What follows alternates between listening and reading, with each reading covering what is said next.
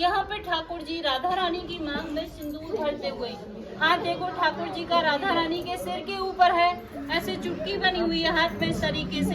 ये पूरे विश्व का एक ही मंदिर है जो भगवान की शादी के दर्शन है, नहीं तो जहाँ भी दर्शन करोगे बंसी बजाते हुए करोगे। यहाँ पे ठाकुर जी के हाथ में बंसी नहीं सिंदूर है, मांग भरते हुए। बंसीवट कितना दूर है? 7 किलोमीटर है दोनों। भांडीर वन दोनों दोनों 7 किलोमीटर है। राधे राधे मैया, राधे राधे। सामने देखोगे ना आप, बहुत बढ़िया सा टुल्लू चल रहा है, पंप चल रहा है और बहुत बढ़िया सा मतलब पानी आ रहा है। सामने आपको जिस मंदिर का शिखर दिख रहा है बेसिकली वो जुगल किशोर जी का मंदिर है। तो बोलो ठाकुर जुगल किशोर जी की जय, जो कि भी पन्ना में विराज रहे हैं। और ये हमारी जमुना जी का प्रवाह हो रहा है। और सामने केसी घाट की दूसरी तरफ आप देखोगे बहुत सारे झंडे लगे हैं और वहाँ पे बहुत सारी बोट दिख रही हैं आपको। राधे राधे, उम्मीद है आप सभी लोग अच्छे होंगे। तो शुरू करते हैं आज का व्लॉग। हम आपको दर्शन कराने वाले हैं एक बहुत ही सुंदर स्थल के, जिसे हम कहते हैं भांडीर वन। भांडीर वन वृंदावन से थोड़ी दूरी पर 7-8 किलोमीटर की दूरी पर वो स्थल है जहाँ पर हमारे ठाकुर जी और श्री जी का विवाह हुआ।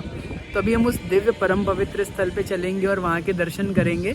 तो उससे पहले तो आप हमारे पीछे पतित पावनी जमुना रस रानी के दर्शन करिए। भांडीर वन और बंसीवट जाने के लिए हमें इस रास्ते को फॉलो करना होता है। तो जो केसी घाट है, अगर आप केसी घाट के इस तरफ आकर के, जिधर बेसिकली जगन्नाथ मंदिर है, थोड़ा सा बस केसी घाट को क्रॉस करके इधर आएंगे तो आपको इस जगह पर आने का ये पुल दिखेगा। ये लकड़ी का बना हुआ पुल है जो कि बेसिकली आप देखोगे कितना मतलब बढ़िया लग रहा है और दोनों तरफ इसके जमुना जी का प्रवाह हो रहा है। तो हमें क्या करना होता है कि इस पुल को हमें क्रॉस करके जाना है।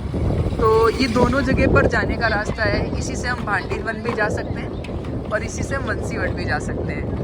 तो एक ब्लॉग में आप दर्शन करेंगे भांडीर वन के। भांडीर वन वो दिव्य परम पवित्र स्थल है जहाँ पर ब्रह्मा जी ने हमारी श्री जी का और ठाकुर जी का विवाह कराया। तो भैया बहुत इंटरेस्टिंग सी जगह है, वहाँ के आप दर्शन करो। और बंसीवट की तो लीला ही बहुत अलग है, क्योंकि वहाँ पे हमारे ठाकुर जी की एक वृक्ष की जो लता पता है वहाँ में से बंसी की आवाज़ होती हुई सुनाई देती है।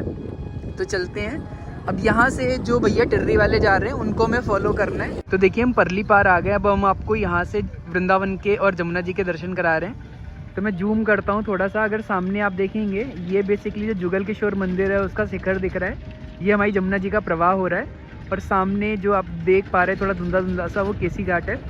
और ये केसी घाट की दूसरी तरफ बहुत सारे झंडे जो मैं अभी आपको दिखा रहा था वो हैं। इधर जमुना जी का प्रवाह हो रहा है। ये पुल है जिससे हम आए हैं और अब हम इस रास्ते को फॉलो करेंगे और इससे हम भांडीर वन जाएंगे। बंसीवट कितना दूर है? 7 किलोमीटर है दोनों। भांडीर वन दोनों 7 किलोमीटर है। राधे राधे मैया, राधे राधे। सामने देखोगे ना आप, बहुत बढ़िया सा टुल्लू चल रहा है, पंप चल रहा है और बहुत बढ़िया सा मतलब पानी आ रहा है। और ये पानी ना इधर से जा रहा है, खेत में सिंचाई के लिए जा रहा है। मैं सोचा आपको दिखाता हूँ, क्या बात है।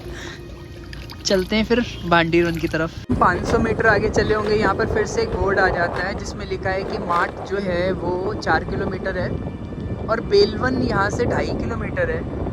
तो बेलवन के दर्शन अगर हो पाएंगे तो हम बेलवन के भी दर्शन करेंगे, लेकिन आज हमारा जो दर्शन करने का है वो है भांडीर वन और उसके साथ में बंसीवट। तो चलते हैं भांडीर वन और बंसीवट दोनों जगहों के दर्शन करेंगे। यहाँ से माठ की दूरी मोटा मोटा 2 किलोमीटर 2.25 किलोमीटर होगी। तो लगभग आधा रास्ता हमने क्रॉस कर लिया और माठ से फिर 2-2.5 किलोमीटर और आगे चलेंगे तो फिर हम पहुँच जाएंगे भांडीर वन। इधर देखो आपको जमुना जी के दर्शन होंगे, दूर जमुना जी के दर्शन होंगे। और इधर चलेंगे तो आपको दिख रही है तांगा गाड़ी जिससे कि सामान जा रहा है। तो हम पहुंच गए हैं माठ, जिससे आप छोटा सा कस्बा या शहर जो भी बोलना चाहो बोल सकते हो। और ये वृंदावन से 5 या 7 किलोमीटर की दूरी पर है। तो बस अभी माठ से 2-2.5 किलोमीटर और आगे चलेंगे तो मतलब काफ़ी ठीक ठाक यहाँ का बाज़ार है।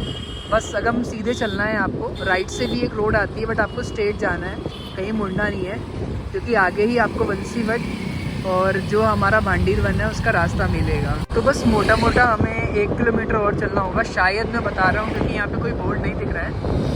क्योंकि एक बार मैं पहले आया हूँ तो मैं उस अंदाज से बता सकता हूँ कि 1 किलोमीटर और चलना है और फिर हम भांडीर वन पहुँच जाएंगे। तो लेट्स मूव अहेड, आगे की तरफ ही चलते हैं। और बस आप ब्रज के गाँवों के दर्शन करिए। देखिए अभी हम छारी पे पहुँच गए। छारी का बोर्ड लगा है और बिल्कुल सही बिल्कुल गैस किया, भांडीर वन बंसीवट दोनों 1 किलोमीटर पे हैं और हमें लेफ़्ट की तरफ टर्न लेना है। तो ये जो रोड है ये रोड शायद मेरे हिसाब से भांडीरवन वंशीवट जाता है। भांडीरवन वंशीवट भी इधर ही, ठीक है।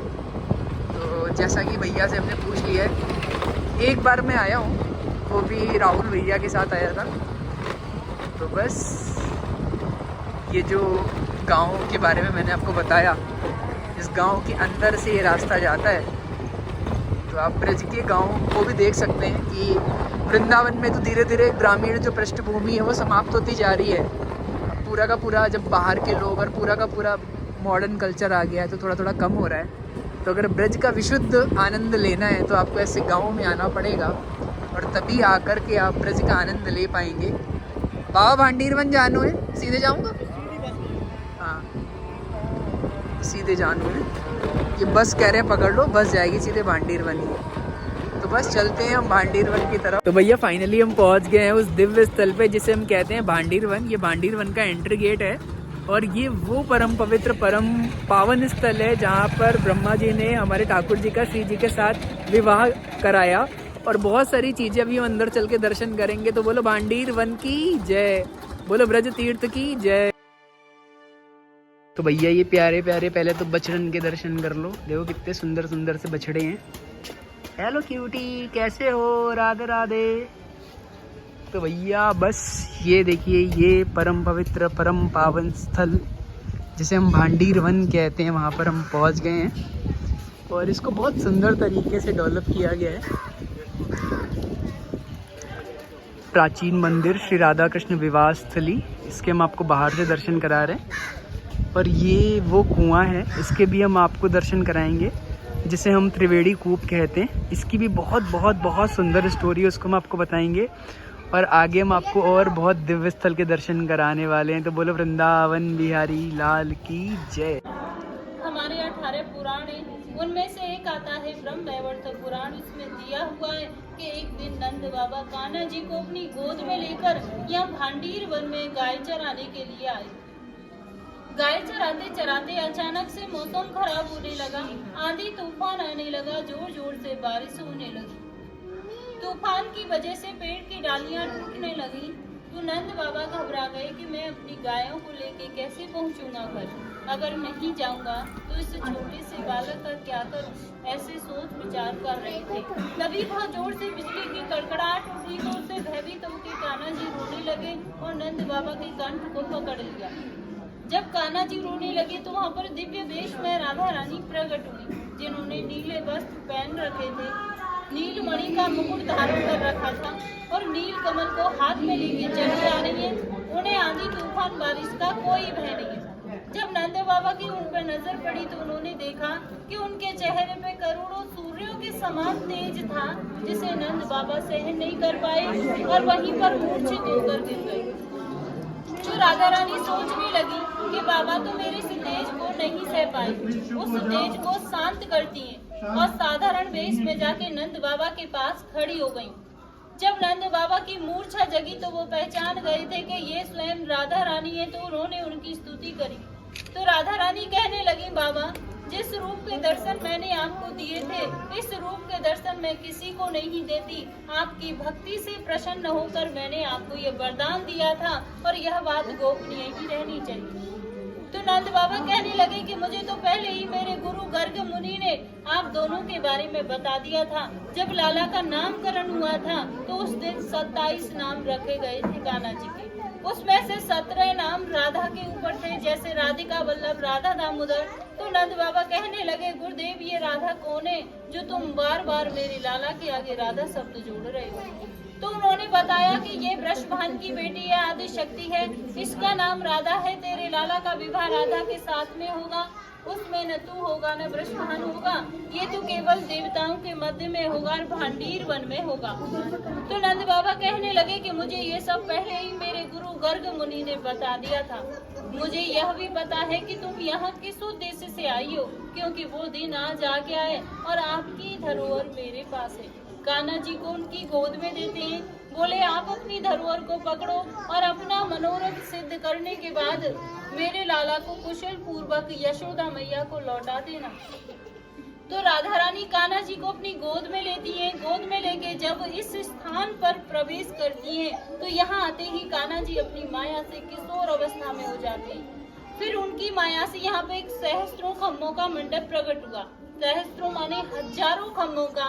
उसमें सभी खम्भे सोने के थे जो रतन मोतियों से सुशोभित हो रहे थे।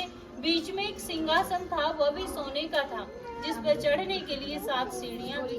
तो राधा कृष्ण दोनों उस सिंहासन पर विराजमान हुए। तभी ब्रह्मलोक से ब्रह्मा जी आए और अपने कमंडल में से जल लेकर राधा रानी के श्री चरण कमलों को धोया और उनसे उनके चरणों की भक्ति का वरदान प्राप्त किया। फिर पूरी वैदिक रीति से उन दोनों का विवाह कराने लगे। तो विवाह में जब वेद मंत्रों का उच्चारण शुरू किया तो उसकी ध्वनि आकाश में गूंजने लगी। आवाज सुनकर सभी देवी देवता आ गए और देखकर बड़े प्रसन्न हुए कि आज तो ठाकुर जी का विवाह हो रहा है। पुष्प वर्षा करने लगे। विवाह में सारी रीतियां हुई थी, जैसे वेद मंत्रों की, हवन की, फेराओं की। तो लास्ट में विधि होती है मांग में सिंदूर भरने की। जब तक सिंदूर नहीं भरा जाता शादी मान्य नहीं होती है। तो आप यहाँ पर सभी ध्यान से दर्शन करना। यहाँ पे ठाकुर जी राधा रानी की मांग में सिंदूर भरते हुए, हाथ देखो ठाकुर जी का राधा रानी के सिर के ऊपर है, ऐसे चुटकी बनी हुई है हाथ में इस तरीके से।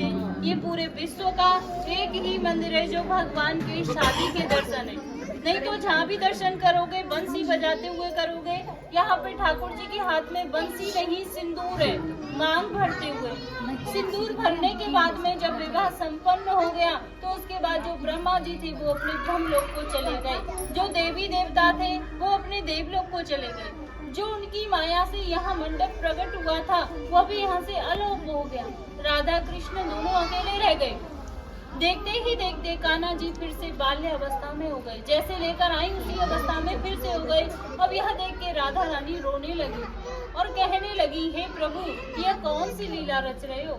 मैं इस लीला को नहीं समझ पा रही हूँ कि अभी अभी तो आपने मेरे साथ विवाह रचाया था। अब यह कौन सी लीला है कि मैं तरुणावस्था में हूँ और आप बाल्य अवस्था में हो? इस वियोग को मैं सहन नहीं कर पाऊंगी प्रभु। तभी आकाशवाणी हुई। तो आकाशवाणी द्वारा कान्हा जी कहने लगे, हे राधा रानी, जो तुम्हारा वास्तविक शरीर है वो तो हमेशा यही रहेगा भांडीर वन में, और जो तुम्हारा छाया रूपी शरीर है वो तुम्हारे महलों में चला जाएगा और मैं आपसे नित्य रात को यही मिलने आया करूंगा। तो इतना सुन के राधा रानी बहुत खुश हुई और कान्हा जी को अपनी गोद में उठाया। जैसे नंद बाबा से वादा करके आई थी, कुशल पूर्वक यशोदा मैया के पास छोड़कर वापिस आई। तीसरी लीला है, एक दिन राधे कृष्ण इसी वन में बैठे हुए थे तो कन्हैया जी कहने लगे, हे राधे, ये हमारा तुम्हारा निकुंज बने, हमारी तुम्हारी कुंजों की लीला हुई है। इसलिए आज इस वन को प्रसन्न होकर वरदान देता हूँ, जो भक्त यहाँ आएगा और इस कुएं पे आचमन करेगा यानी कि जल पिएगा तो उसे 14 अवतार के दर्शनों का फल प्राप्त होगा। कुआं पे स्नान करेगा तो उसके जाने अनजाने के जो भी पाप हैं सब नष्ट हो जाएंगे। मंदिर में बैठ के कोई मनोकामना बोलेगा तो उसकी मनोकामनाओं को पूरी करूंगा। या फिर कोई भक्त यहाँ एक रात्रि निवास करेगा, कुआं पे स्नान करेगा, फिर भांडीर बिहारी के दर्शन करेगा तो उसे गौलोक की प्राप्ति होगी। तो हम उस मंडप के पास पहुंच गए जहाँ पर भगवान राधा कृष्ण का विवाह हुआ। और ये ना जो पेड़ है ना बहुत पुराना है। इसकी शाखाएं देखिए कितनी मतलब विशाल हैं, मतलब बहुत ही ज़्यादा प्राचीन वृक्ष है। और इसी वृक्ष के अंदर ना बहुत सारे छोटे छोटे से मंदिर है जहाँ पर आपको ठाकुर जी और श्री जी का विवाह होता देखिएगा। और बीच में ब्रह्मा जी बैठे हुए हैं। बहुत सारी लताएँ पताएँ हैं जिस पे लोगों ने जो कलावा होता है उसको लपेट रखा है अपनी मनोकामनाओं के लिए। और लोग इस प्राचीन लता पता की चारों तरफ की परिक्रमा भी करते हैं। जो लोग सिंगल होते हैं वो 4 परिक्रमा करते हैं, ऐसा गोसाई जी ने बताया। और जो लोग विवाहित होते हैं वो यहाँ की 7 परिक्रमा करते हैं। तो यहाँ पर हमने यहाँ के दर्शन किए, यहाँ पर जो छोटे छोटे से मंदिर हैं इसके दर्शन किए, हमने परिक्रमा भी करी। और यहाँ पे मतलब ठाकुर जी और श्री जी के बहुत सुंदर से दर्शन होते हैं। तो जो लोग ये बोलते हैं ना कि ठाकुर जी और श्री जी के विवाह के विषय में बोलते हैं, उनको भांडीर वन आना चाहिए और आने के बाद दर्शन कर। तो भांडीर वन के दर्शन करने के बाद अभी हम खेतों में आ गए हैं, तो हमने सोचा क्यों ना इस व्लॉग को इस बढ़िया सी ग्रीनरी में एंड करते हैं। तो उम्मीद है आज का व्लॉग आपको बहुत अच्छा लगा होगा। और बस हम भांडीर वन के दर्शन करके अभी हम वंशीवट की तरफ जा रहे हैं। तो भांडीर वन वो स्थल है जहाँ पर ब्रह्मा जी ने हमारे ठाकुर जी का श्री जी से ब्याह कराया। तो अगर आज का व्लॉग आपको अच्छा लगा तो वीडियो को लाइक करें, शेयर करें, और अभी तक अगर आपने हमारे यूट्यूब चैनल को सब्सक्राइब नहीं किया है तो प्लीज़ सब्सक्राइब भी कर लें, और कमेंट करके ये जरूर बताएं कि आज के व्लॉग में क्या अच्छा लगा। बोलो वृंदावन बिहारी लाल की जय, श्री कुंज बिहारी श्री अरदास।